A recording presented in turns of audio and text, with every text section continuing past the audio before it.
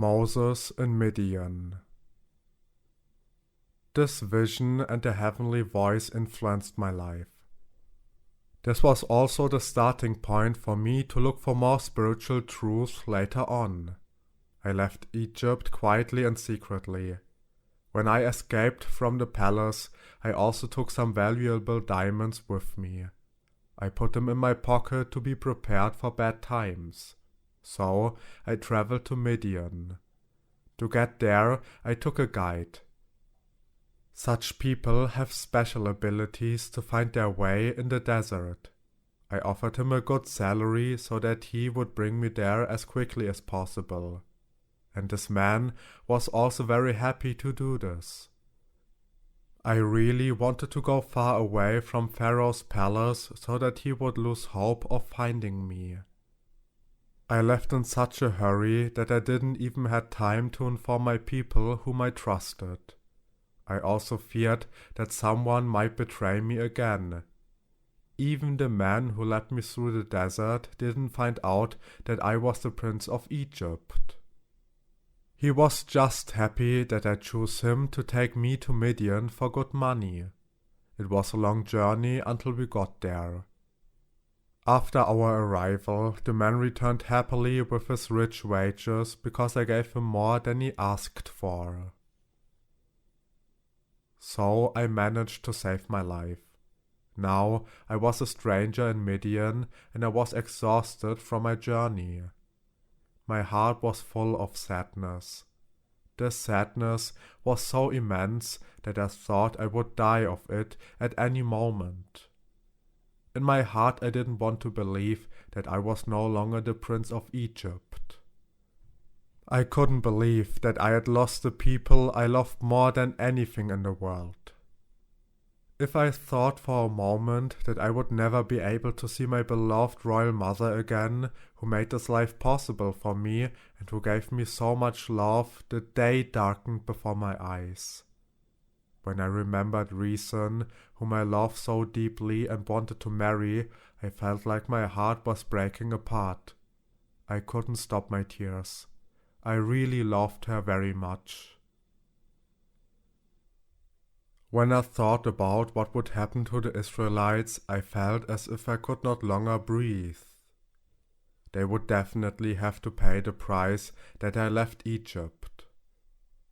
The situation was so bad for me that it turned into a nightmare. Honestly, Zahid, in my heart I wasn't ready to accept this new reality. I cried out, "O God of Abraham, give me the strength and help me to live with this new reality." I felt so lonely. My whole world had collapsed and I was unable to save anyone except myself. When I arrived in Midian, it was early in the morning. I sat with a broken heart near a well where shepherds gathered to water their cattle. After a while, I felt how the sleep overwhelmed me. I saw angels while I slept. They took my spirit to a very high dimension. There, I felt a deep peace in my heart and in my mind. These angels said to me, "Moses, the God of Abraham is with you." Then I woke up and at the same time I heard a cattle herd coming towards me. I saw 7 young women approaching me. They wanted to water their cattle at the well. At the same time, shepherds came to prevent their cattle from drinking. As a result, the cattle were dispersed. Later on, some other men came to the well and harassed the women. They wanted to sexually abuse them. That was too much for me. I got up and knocked them down. On the one hand, I wanted to help these women, and on the other hand, they should be able to water their cattle in peace. A very attractive woman named Zipporah asked me if I was a stranger. Later on, I married her. She said that she had never seen me before. I replied, "It is true, I am Egyptian and I am here for the first time." She asked me whether I wanted to continue my journey or had a specific intention to come here. I told her that I really didn't know where else to go. She said, "It doesn't make sense. On the one hand, you don't know why you came here, and on the other hand, you don't know where to go." I told her that I am currently only looking for a place to sleep, so she indicated to me to wait here. She said she had to tell her father about me. Maybe it was possible that I could stay with them in Midian. When she got home, she told her father Jethro, "Today an Egyptian helped us to water our cattle. That is why we are already at home. He also defended us when the shepherds wanted to harass us. This Egyptian is a stranger. He himself doesn't know where he will go in the future. When I left him behind, he was looking for a place to sleep." Jethro, her father, said to his daughter, "Why did you leave this man alone? He helped you and he told you that he needs a place to sleep." So Zipporah returned to me. She told me that her father was waiting for me and that they had a place to sleep. I followed Zipporah.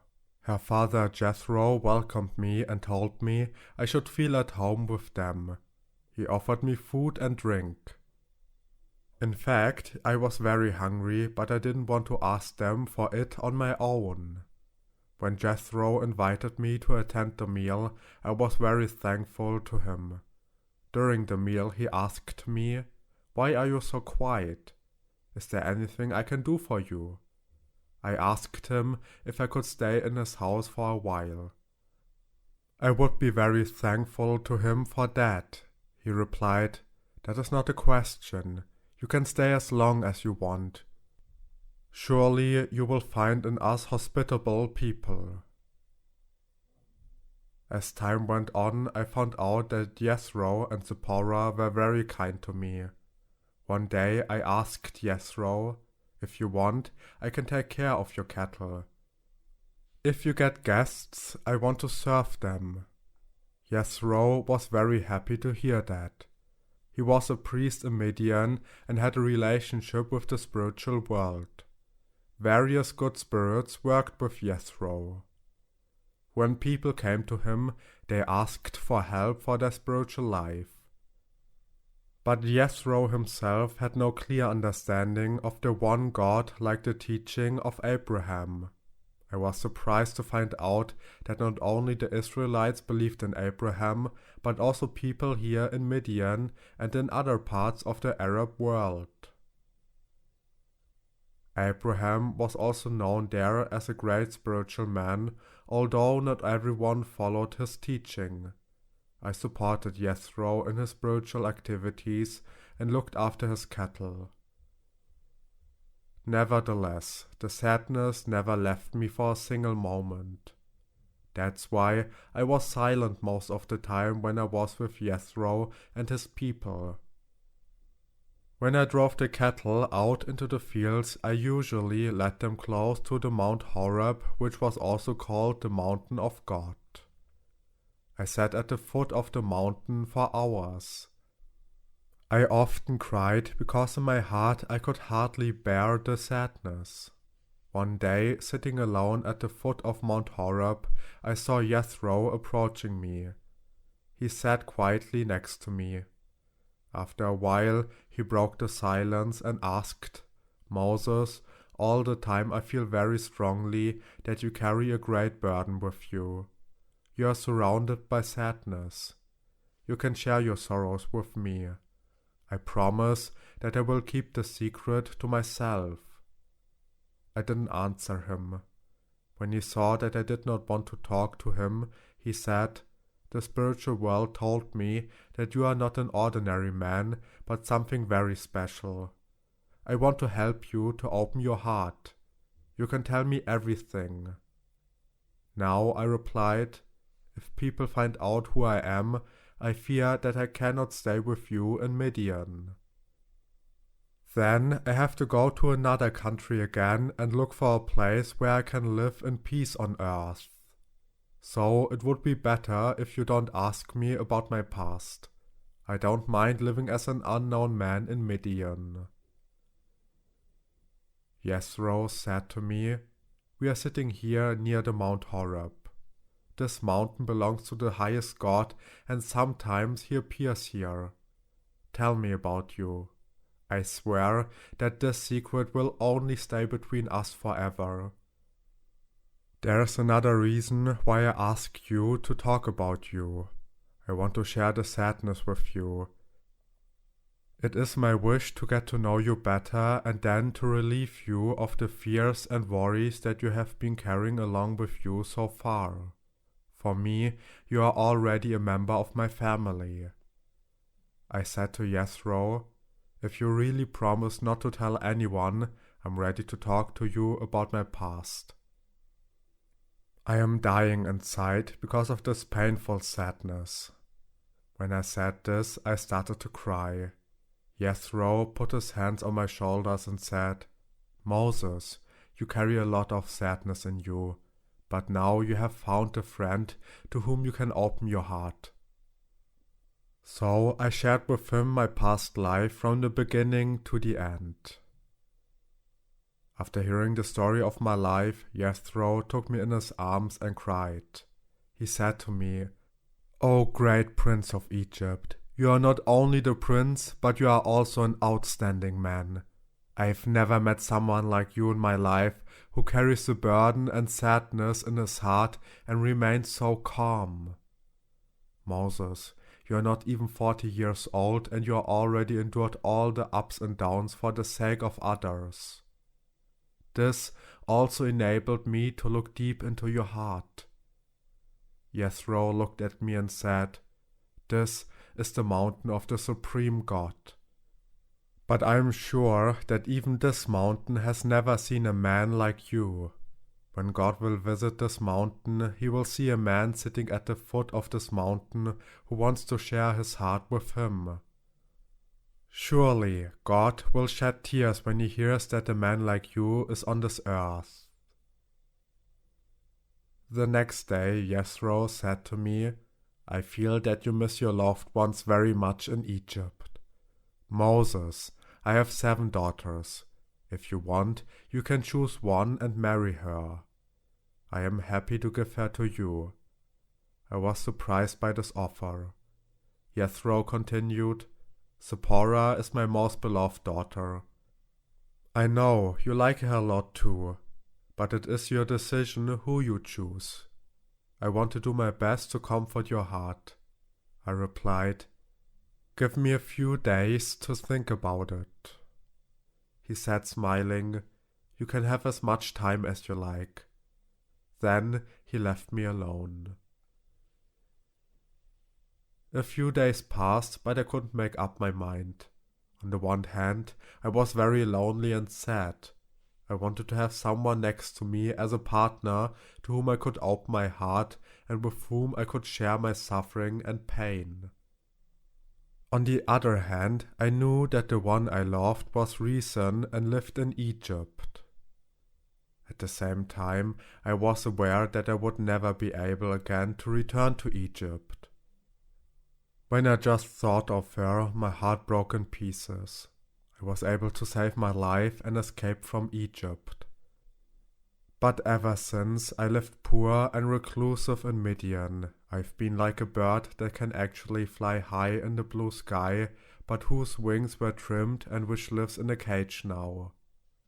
When this bird now looks from its cage high up into the blue sky and sees other birds flying, it wants to be like the others in the blue endless sky.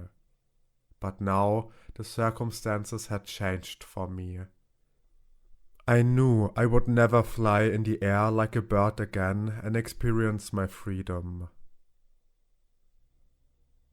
That's what it looked like in me. I knew this was the bitter reality.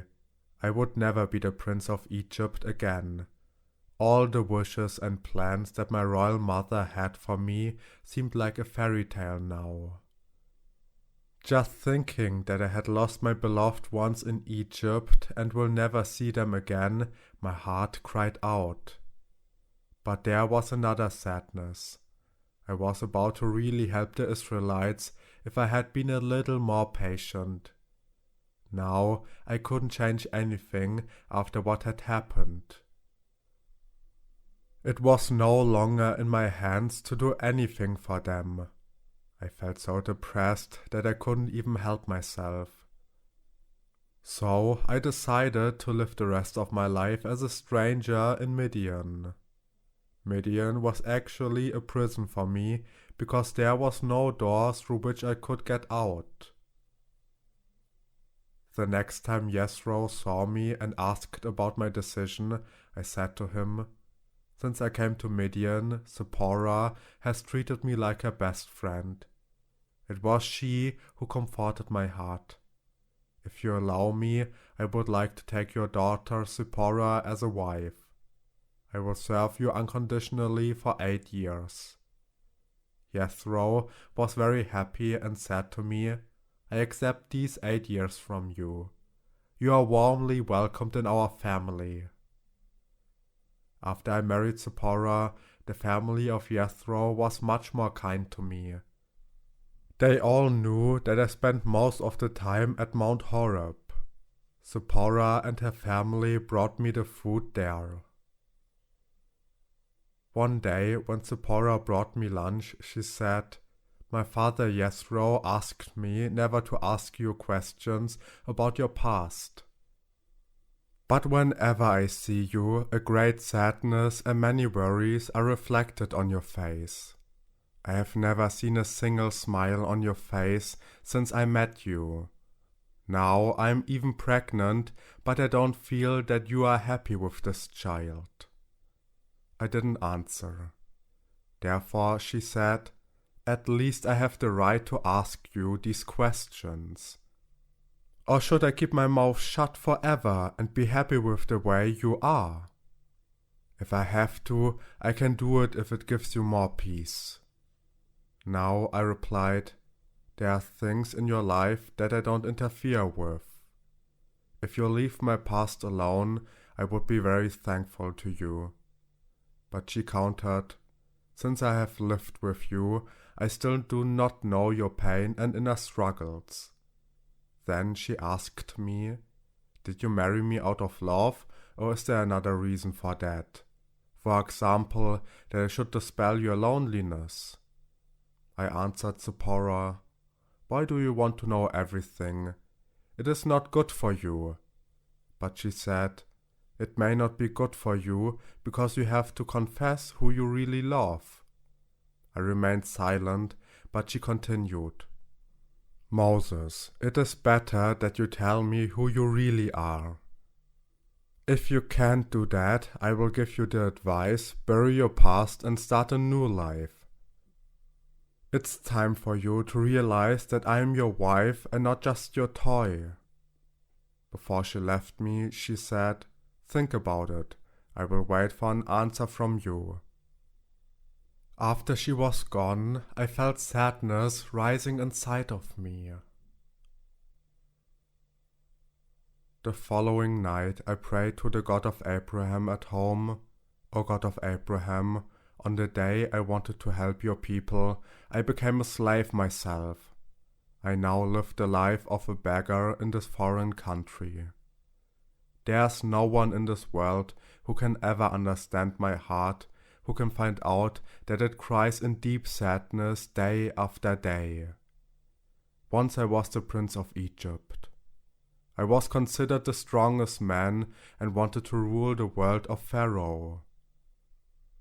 But now I've got to know another Moses who's too weak and hides himself from the world. Today I live in such conditions that I only long to find a lonely place where I can withdraw from everything. O God of Abraham, give me new strength to live a normal life again, or at least show me a place where I can disappear forever. Let people forget that I've ever lived." Then I burst into tears. In the same night, while I was sleeping, the God of Abraham appeared to me in a dream. I said to him, "O God, I am the loneliest man on earth. I need your help and guidance." When I said these words, God's light embraced me. I experienced how deep love can be. I started to cry like a child. I woke up in my bed and noticed that I was still crying. Zipporah slept beside me. She woke up at the same time and asked me, "Moses, are you all right?" It took me some time to realize that it was just a dream. The next day, I wanted to think about my nightly experience at a lonely place. I preferred a place near the Mount Horeb. I drove all the cattle in front of me until I got there. I sat down, closed my eyes, and wanted to feel again the same love which God let me experience when His light embraced me last night. I started to cry again. I never thought that sadness and love could be so deeply connected. Suddenly, I heard the voice, "Moses, God knows you, and He knows the sorrows and sadness of all people. But nobody knows God's sorrows and sadness." When I heard this, I quickly opened my eyes and looked around. But there was nobody except me. Zipporah came and brought me food later. While I was eating, she asked me, "What were you dreaming last night? You cried so much." When she realized that I didn't want to answer her, she asked, "What did you decide? Do you want to talk to me about your past?" I replied, "I don't want that people find out who I am. Otherwise, I'm afraid that I would have to leave this place and be forced to live somewhere else." But she replied, "Tell me. I promise you that I will never tell anyone about your secret." I mentioned that her father Yesro is the only one who would know my past because he is the only one I could rely on. She replied, "Then I will be the last person who will ever know who you really are." I said, "We are sitting here at the foot of the mountain of God. You have to swear that you will keep the secret to yourself until God opens up a new way for me." So I also told her my past. My life story touched her deeply emotionally. She said to me, "If you compare your old world with this one, it looks as if this world has no colors at all. It must be very painful for you that such a terrible tragedy separated you from your loved ones who you have to forget now." I couldn't answer her. She asked me, "Moses, do you still love Reason the way you loved her in the past?" Again, I didn't know what answer to give her. Still, I told her, Reason was the only one I loved more than anyone else in the world. I cannot forget her. I remember her every day. I hope you are not angry with me now that I truthfully answered you. But Zipporah replied, "Then I wonder what you are doing with me. Do you only live with me? Is there no other alternative for you to comfort yourself?" I was speechless. After I got myself together, I said to her, "My past is so complicated. I have not yet been able to overcome various things. I hope you can forgive me." She smiled and said, "Oh Moses, I am sorry for my behavior and what I just said to you. In the future, I will not only be your wife, but I will try to be your best friend so that you can share with me all your sufferings." After this conversation, Zipporah became a wonderful wife. She was the one who comforted me and helped me to stand on my own 2 feet again. In the meantime, I learned to compromise with life. Time passed, and we got 2 sons. I was living in Midian for 30 years now, in which I came very close to God. Nevertheless, sadness did not leave me during this time. When I closed my eyes and thought about my past, it seemed to me as if it was the most wonderful dream. When I opened my eyes, it was all gone. In reality, I lived in Midian as an unknown man who usually served his father-in-law and his spiritual activities. Or I sat for hours at the foot of Mount Horeb praying and thinking about God. Jethro, my father-in-law, also believed in a supreme God. But the doctrine prevailed there that there are still various channels through which one can meet the supreme God. This was contrary to Abraham's teaching. Jethro was a very tolerant and wise man. He did not interfere in my search for God. He always gave me his best advice for my spiritual journey, especially after he found out that I could see a lot of visions and dreams which I shared with him. In those 30 years, I was able to build a very deep relationship with God and the spiritual world. I had countless experiences. Because of my visions, the angels appeared to me and gave me heavenly guidance. I was even able to travel in the spiritual world many, many times. This also opened a new era for me. Now I knew that God and the heavens really existed. When I was traveling in the spiritual dimensions, the experiences made there also strengthened my spirit. Whenever I came back from my spiritual journeys, I could not tell anyone other than Jethro about my nightly experiences. My father-in-law was very inspired whenever he heard about my experiences of my spiritual journeys. I know that many are asking themselves why I did not mention these experiences in my books. I will explain later why I used my reason ability more than my heart. After 30 years had passed, God appeared to me in my dream one night and asked me, "Moses, return to Egypt and free my people. Tell all of your spiritual experiences that you had with me and the heavens. Moses, you have been guided by many angelic worlds so far. Now you have the strength to guide people on the spiritual path." I replied, "Oh God, when I wake up in the morning, I don't find a basis with anyone to tell him about my spiritual experiences. How can I return to Egypt now and guide the Israelites on the spiritual path with my teaching? It is an impossible task that you ask from me. I want to see you and the angels face to face. I still doubt when I wake up in the morning whether I really saw you and the spiritual world." Thereupon, God said nothing more, but left me. Then I woke up, but from that day on, I was no longer able to have any spiritual experience.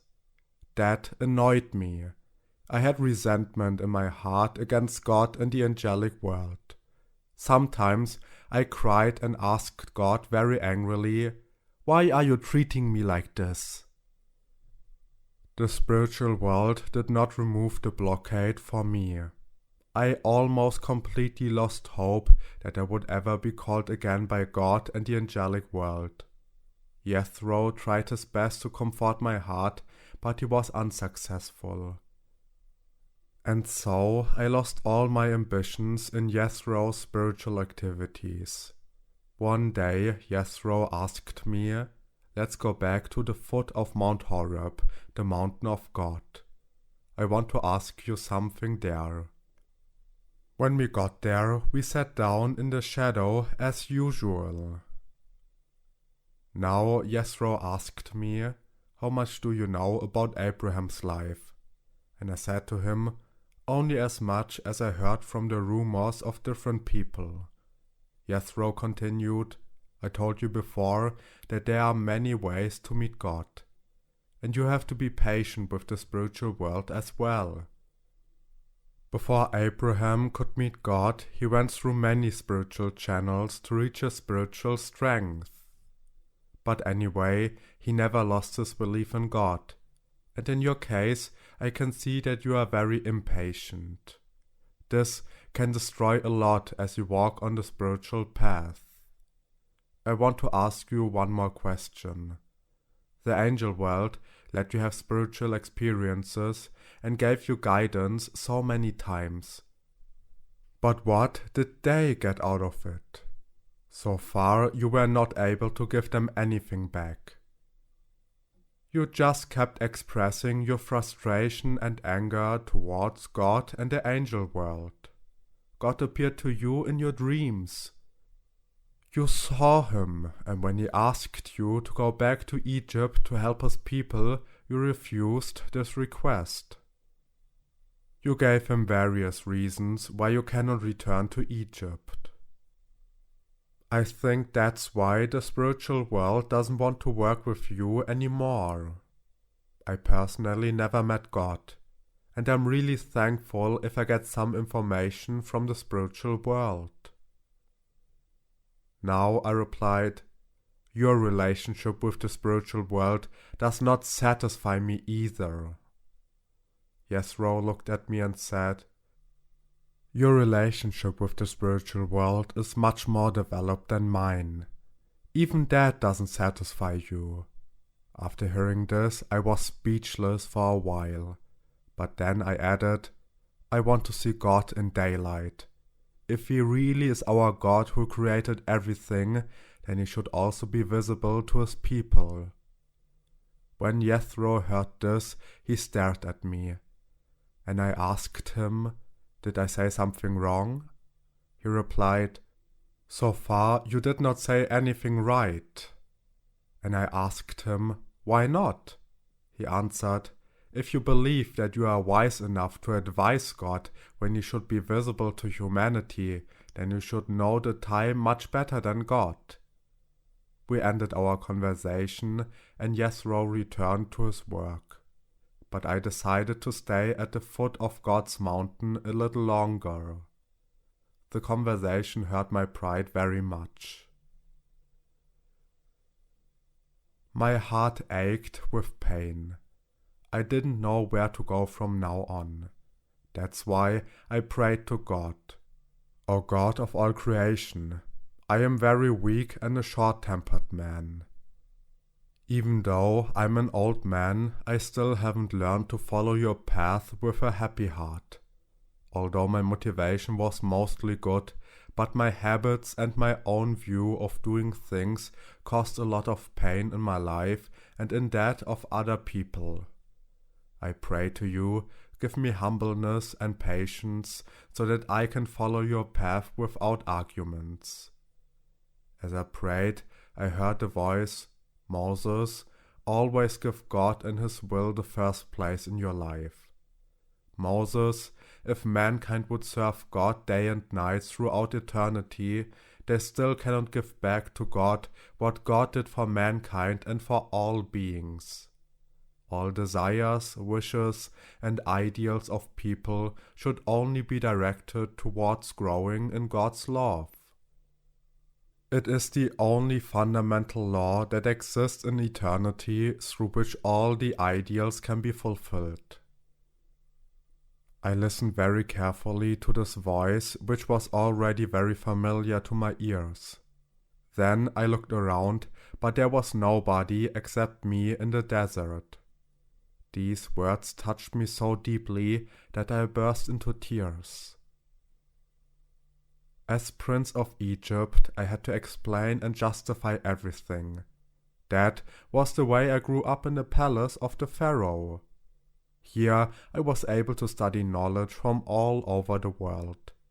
But now my ability to give reasons for everything through the mind blocked my spiritual path.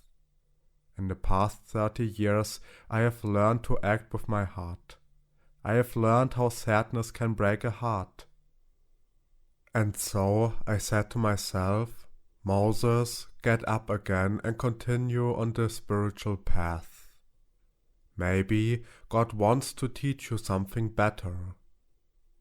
In my heart I promised myself that the next time God appears to me and asks me to go in a certain direction, I will willingly do so. And again 13 years passed, but my spiritual senses were still blocked. I could neither travel in the spiritual world, nor could I see dreams. That was an extreme punishment for me. I tell you honestly, Zahid, even in those 13 years I still had resentment against the people of Israel, and even my anger towards God and the angelic world didn't go away completely. Somehow I blamed the Israelites that I had to run away from Egypt and spend my life so miserably in Midian. I were living in Midian for 43 years now. I grew old, and the hope that God would ever call me again disappeared with every day. As usual, I sat at the foot of the mountain every day and observed it. I could watch the mountain of God for hours and hours. I can say with certainty that in these 43 years no day went by without me praying at this mountain. Most of the time I sat quietly staring at the mountain, and my heart always wanted to see God on that mountain. I heard so many stories about Mount Horeb that this is the mountain of God. Our Creator personally would come here from time to time. Anyone who tried to climb this mountain so far died on the top of the mountain, because this was just a place for God which he sometimes touched with his feet. That is why it was called God's holy mountain. In the 43 years I also observed that everyone who tried to reach the top of Mount Horeb to demonstrate that everything is just superstition and that God's presence is not there already died halfway or never returned. There were many who climbed up, but you never saw them again. That is why this mountain became a very special place. I wondered what the secret would be on the top of Mount Horeb. In all the 43 years, I also thought about climbing this mountain in order to see God up there. But whenever I put my feet at the foot of Mount Horeb, an extreme fear rose in my heart.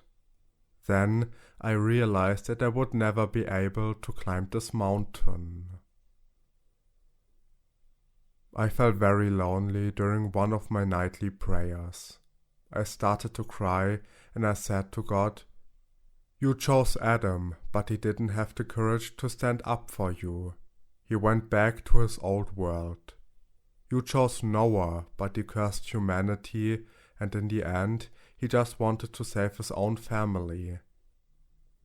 Then you chose Abraham, and we got to know through him how great a person's faith in you can be.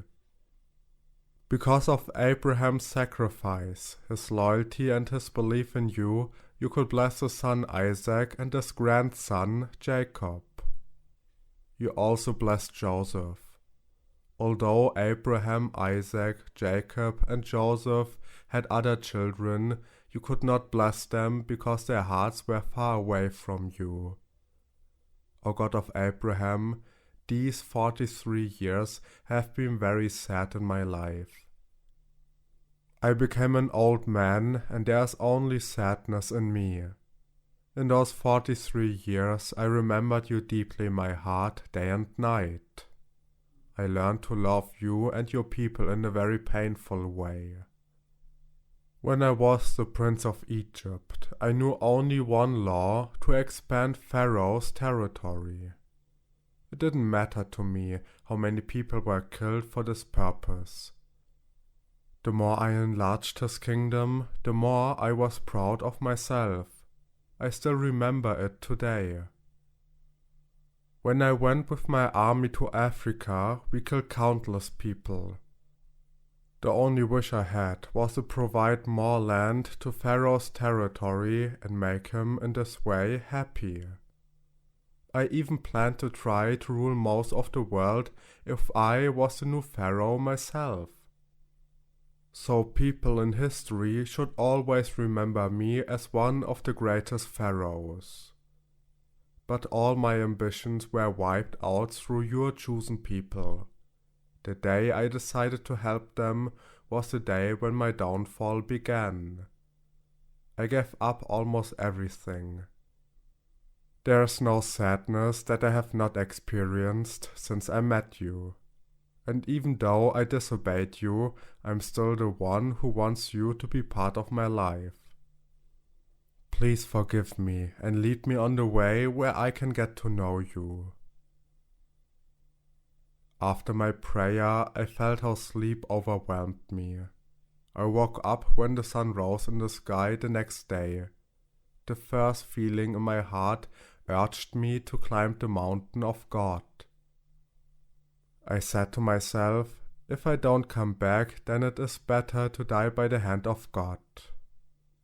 The life I live now is much worse than death. I told Zipporah that I wanted to climb to the top of Mount Horeb to look for God. Zipporah suddenly said, "Moses, don't make such a mistake. Your unholy feet cannot touch the mountain of God." I replied, "But my heart is holy enough to speak to God." I went to Jethro and asked for his advice. He said, "Moses, there were many who were proud of themselves and tried to climb this mountain, but they never came back. But I see something else in you. You love God, and you could not endure the suffering of His people. You became impatient and lost everything and your place as Prince of Egypt. I think if you had been more patient, you would have become the new Pharaoh of Egypt and would have controlled the biggest part of this world. You have lost everything because you could not endure the pain of God's chosen people. That is why you made this unspeakable mistake and killed the royal Egyptians who treated the Israelites as slaves. Then you had to flee. Since then, you have been living in Midian for a long, long time. Every day, your eyes look at God's mountain. Since you left Egypt and came to Midian, you have spent most of your life near this mountain. I've been watching you until today. Your heart longs for salvation, for God's people. So I advise you to climb this mountain with a humble heart and please God. If you return from there, it will be the greatest hope for God's people. But if you don't make it, I can only conclude that it is not possible to get to know and reach God directly. Whoever will try to climb this mountain, I will tell him the story of your life. I will tell how much you gave for the sake of love and yet never returned. Your story will always be symbolic of the seekers who threw their life and love together in the maw of death just to meet God. After hearing such words from my father-in-law Jethro, I was very inspired. I held him in my arms and we both cried. I fasted for 3 days and prayed very deeply to God to give me a sign as to whether it was really His will that I should climb up this mountain. But I didn't get an answer in this time. Nevertheless, I decided to climb this mountain. I even felt in my bones that this could be my last trip. But my heart has been burning for 43 years since I came to Midian. I longed to meet the creator of this creation, and I wanted to have the answer for all human beings. On the 4th day after the sunset, I started my journey to the mountain of God. As I stood at its foot, I felt a deep fear in my heart. Even my body started to tremble. At that moment, I really experienced what death means to me. My feet became almost lame, and I felt that I am no longer able to climb this mountain. I started to pray and looked into my heart to see if the love in it was strong enough to climb this mountain. Tears ran down my face again during my prayer, and after this tearful prayer I felt a deep peace rising in my heart. Then I heard the voice of my heart, "You are not only doing this journey to God's mountain for your own sake, you are making this journey for the chosen people of God." So I started to climb the mountain in the name of our Creator. I felt how light my heart became. I almost flew up the mountain. Here I got to know through my own experience that I had already left the valley of death behind me. I could watch the stars in the sky, and the night around me was filled with peace. When I reached the top of the mountain, I looked around, but I couldn't see anything special. I sat down and enjoyed the view from the top of Mount Horeb for hours. During this time, I thought a lot. What will I say to people when I return? They will lose their belief in this mountain as the mountain of God. Why did it take me so long to climb the top of the mountain? And yet I said to myself, tonight I'll stay here and pray to God. In my prayer I said to our Creator, I did my best. I looked for you everywhere, but I couldn't find you in Pharaoh's palace or in the big cities. You weren't in the desert either. Now I'm sitting here on top of your mountain from which people claim that it only belongs to you, but I can't see you here either. I don't know where my faith will take me now to find you in this world, and to myself I said, I will rest a few hours now. The next day I woke up when the sun was already high in the zenith and heated up the whole desert. I was very surprised to have slept so long. For years it became my habit to pray at midnight. But this time I didn't wake up, instead I slept until the next morning. I drank a little bit water and said to myself, I have enough water here to survive a few days. Because in my heart I wasn't ready to go back down. But nothing special happened in the next 3 days either. I had a lot of time to pray to God. While I was praying at midnight on the 4th day, I heard a storm brewing in the distance and coming thunderously closer. In fact, the night was so peaceful, the air was still, and there was no hint of a storm. The roar of the storm suddenly stopped. I felt someone approaching me. I could hear his footsteps. I was scared to death, as if an arrow would hit my heart the next moment.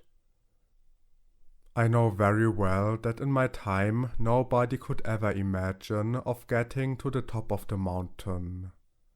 After a while I saw what looked like a big tornado. This tornado boomed so much that I thought I was going to die now. At that moment I completely forgot my prayer and I just stared at this fire tornado that was whirling towards me.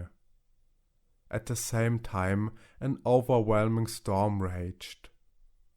Zahid, that was a very terrible experience for me.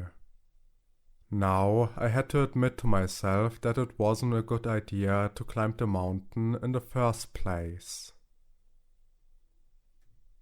This fire tornado then hit the mountain, which was shaken like in an earthquake. The tornado remained some distance away. A being came from its fiery middle. Its light shone brighter than the fire. His back was facing me. this being walked very slowly on this mountain, which was trembling by every step it took.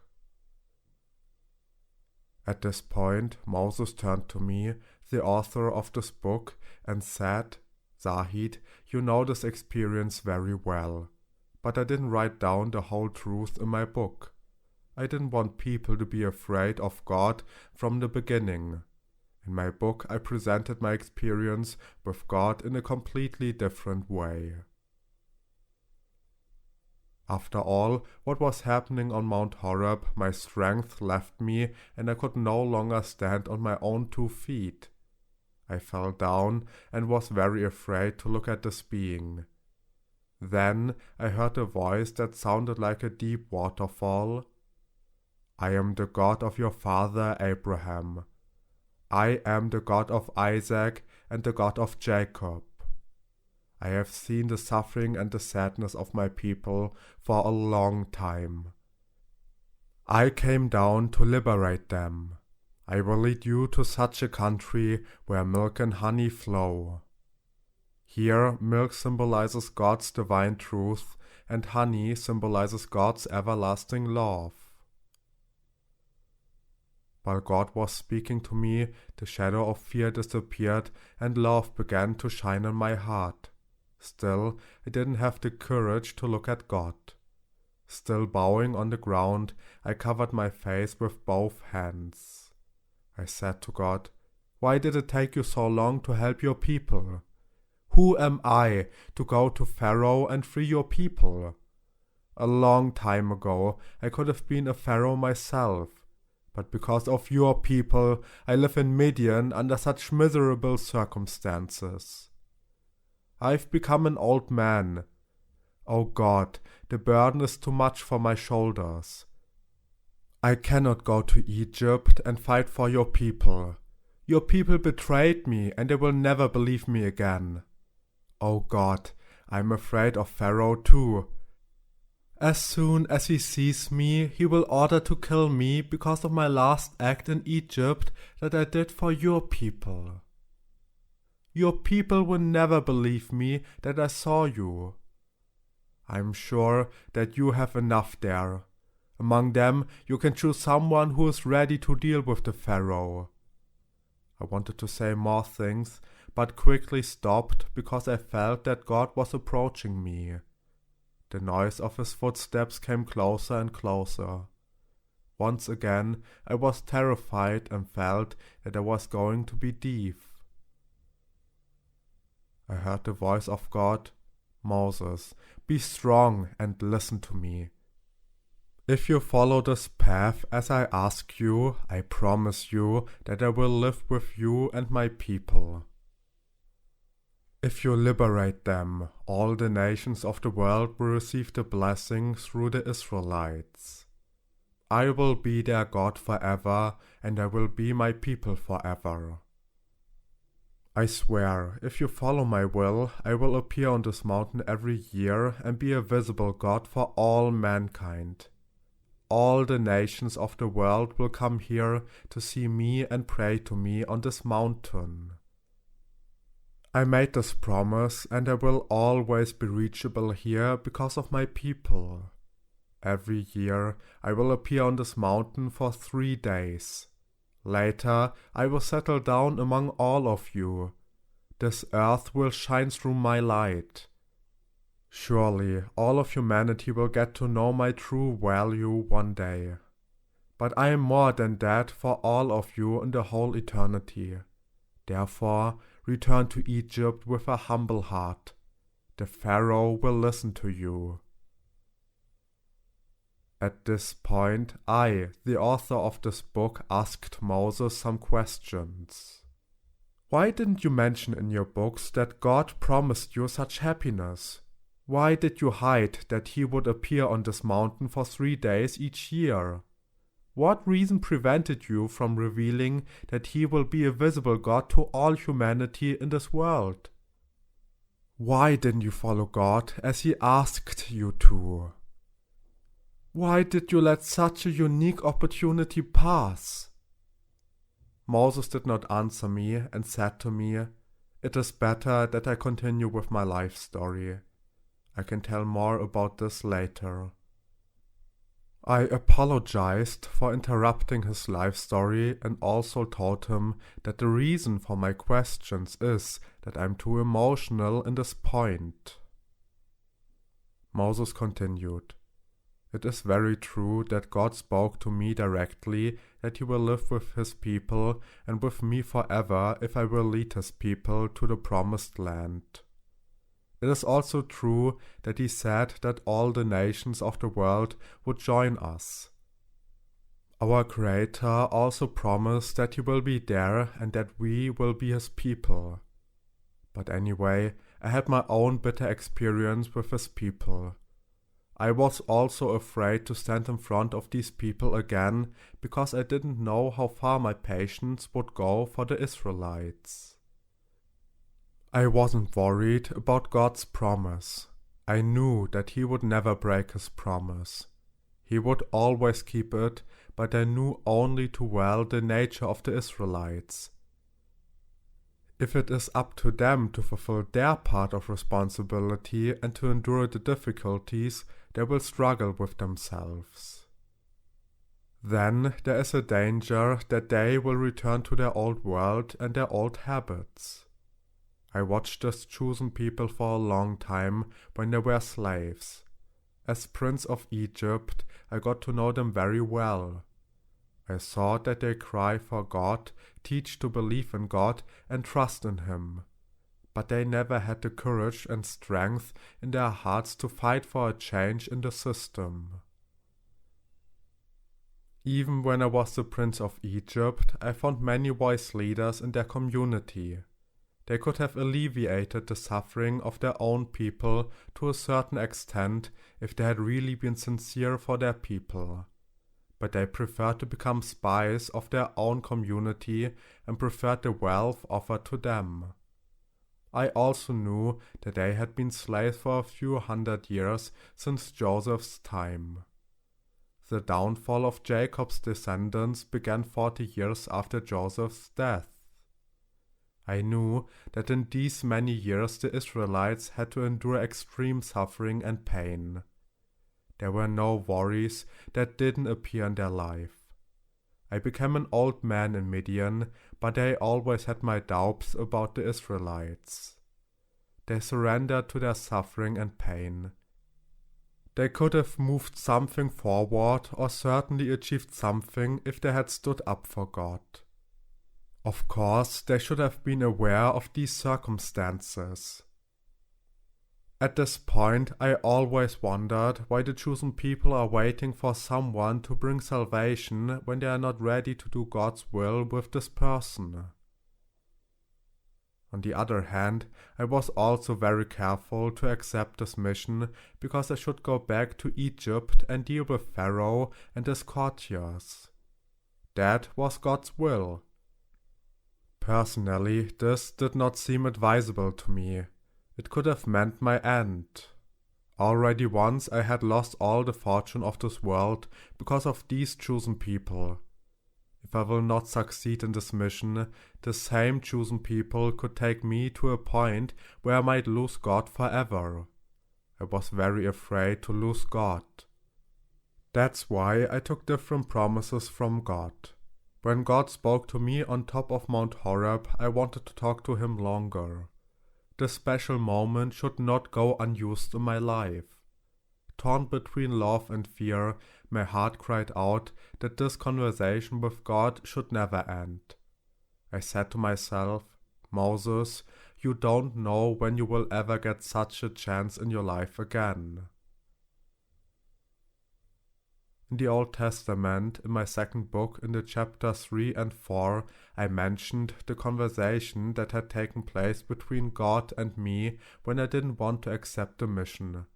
In fact, I wanted this conversation between God and me to continue.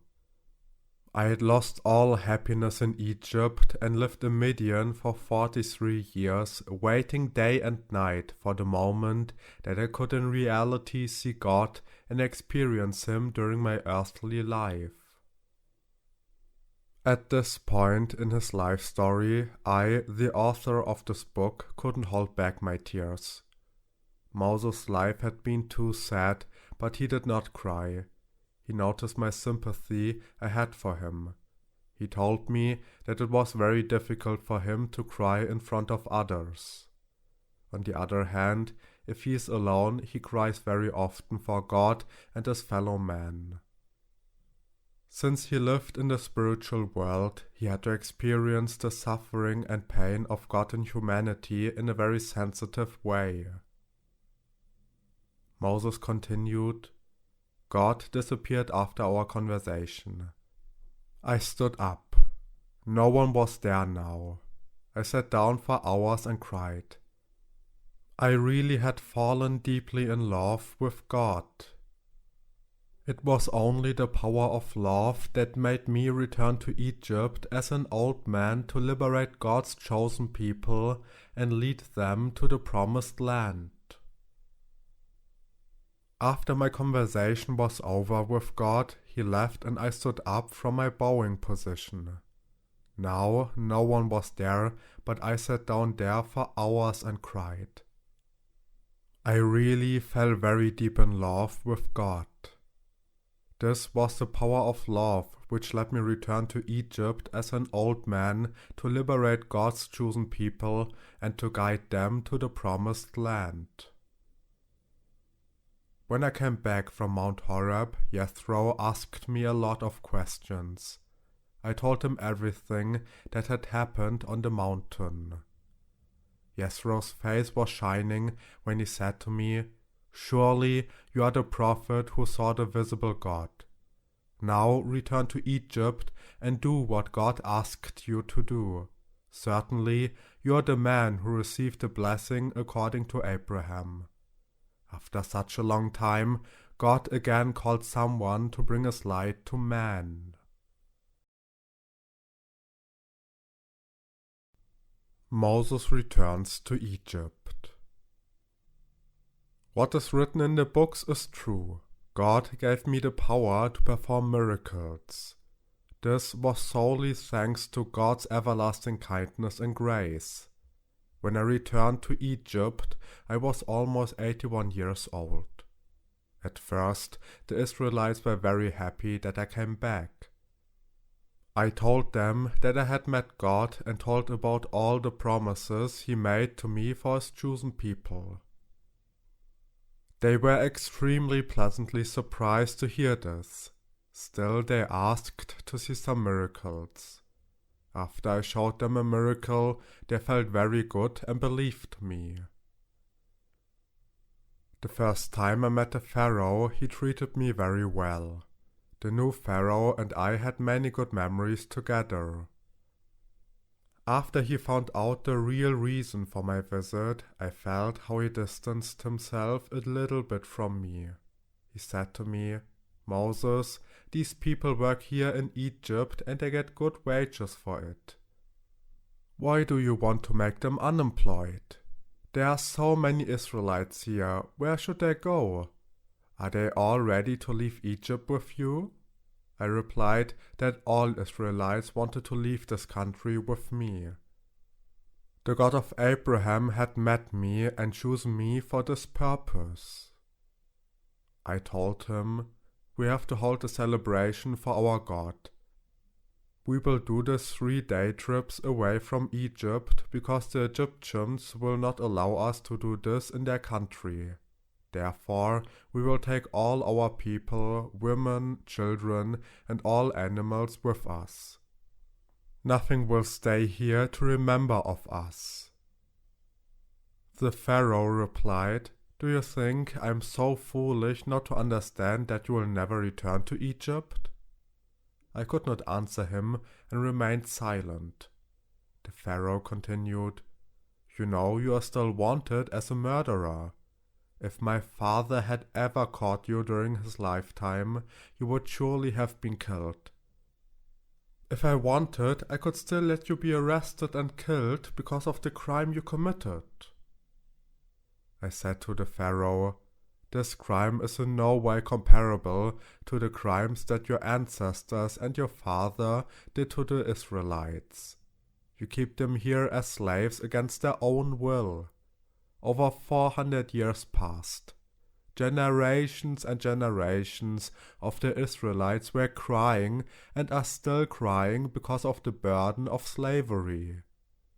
Your ancestors, your father, and you benefited from slavery. You treated the people of Israel worse than animals. Your ancestors also killed the sons of the Israelites and stole their daughters. This evil has been repeated several times in the history of the Israelites. You know very well what happened in Egypt during Joseph's lifetime.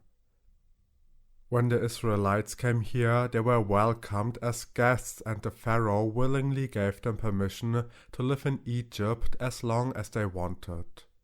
The Pharaoh did so because he was gracious to Joseph. If you don't let the Israelites go now, our God will raise his punishing hand over Egypt to bring them out. Pharaoh replied, Moses, if you would be nicer and forget all the matter about the Israelites, I would still have a good place for you near me. Once you were a prince of Egypt, and then you lived a miserable life as a stranger for a long time. Moses, I really want to give you a wise advice. Have a little compassion on yourself as an old man. I answered the Pharaoh, Well, then free all the Israelites and give them the same rights as the Egyptians. Because as free people, the Israelites also have the right to choose the country in which they want to live. After I had asked the Pharaoh for this, he laughed very loudly, and his courtiers also fell into the laughter.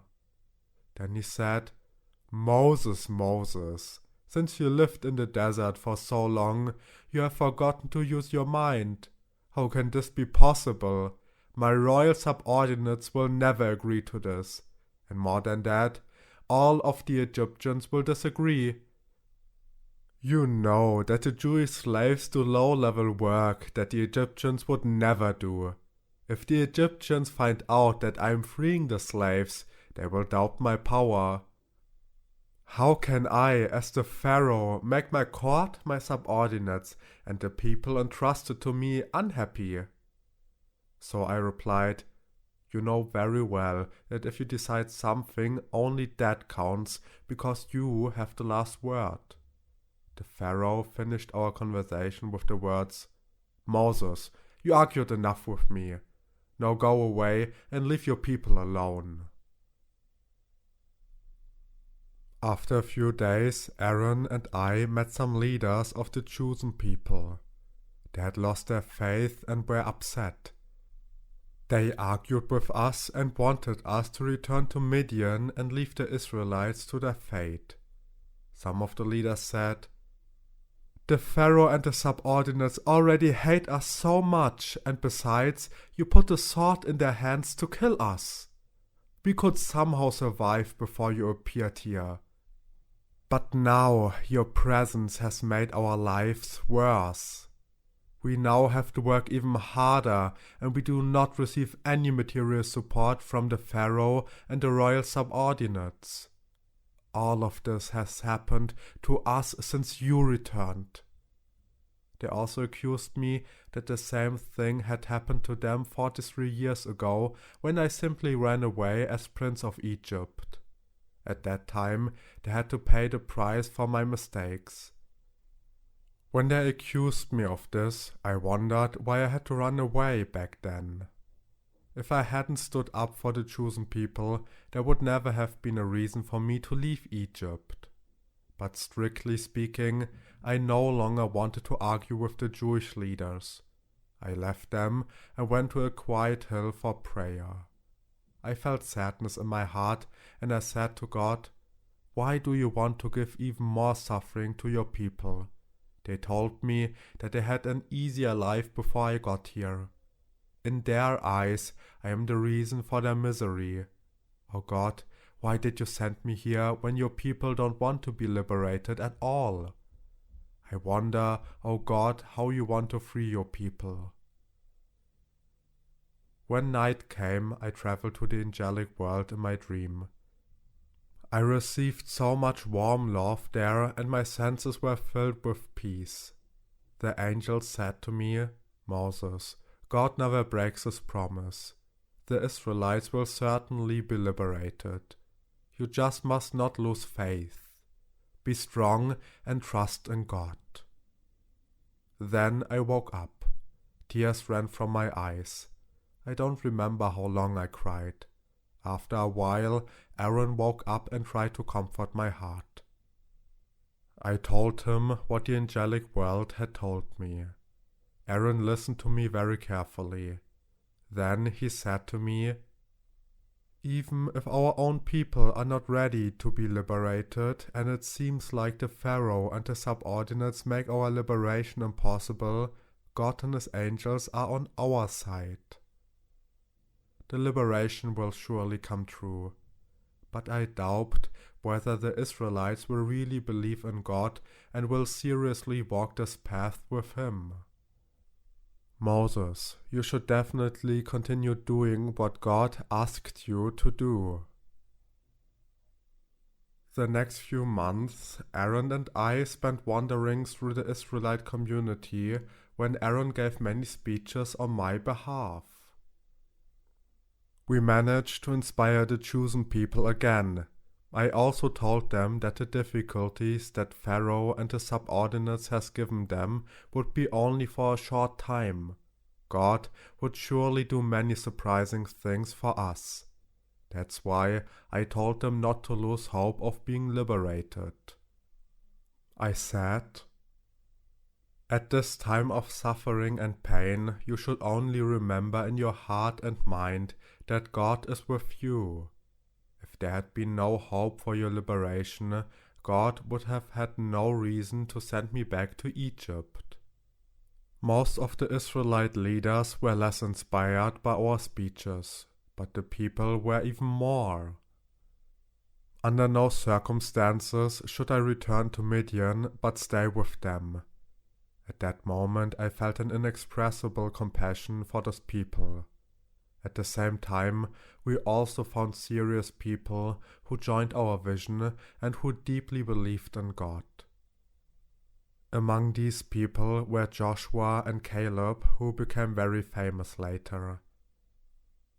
There also were others, but Joshua and Caleb are the most recognized in history.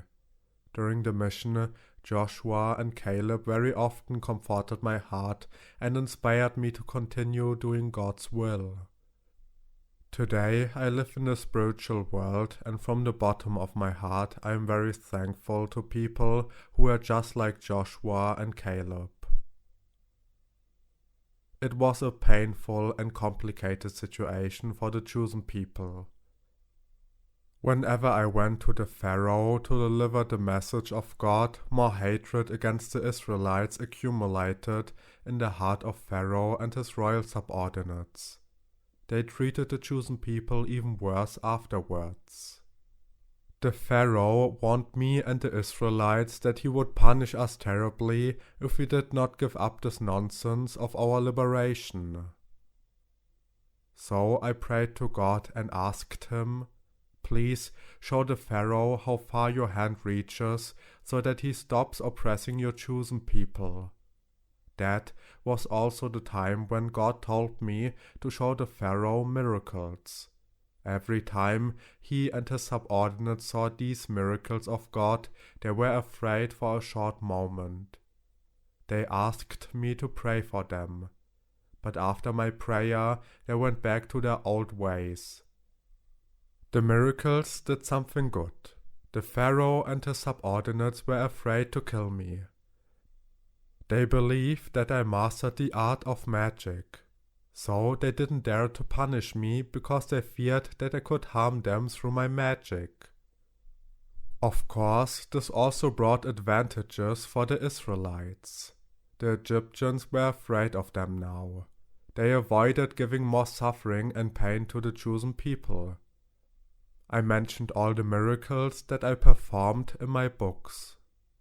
Finally, the angels of death appeared and killed all the firstborn sons of the Egyptians. The same thing happened to the pharaoh, his royal subordinates, and even their animals. Pharaoh was already planning to kill me these days. The night before he wanted to let me be arrested, the angels of death appeared. Therefore, he was unable to put his plan into action. The same night was also very scary for me and the Israelites. At midnight, all of the people of the nation woke up and began to cry very loudly. There was no house where death did not come. By God's grace, nothing happened to the Israelites. After midnight, the Egyptians asked us to leave the country immediately. They feared to die if the Pharaoh continues to hold the Israelites as slaves. We left Egypt with very high inspiration.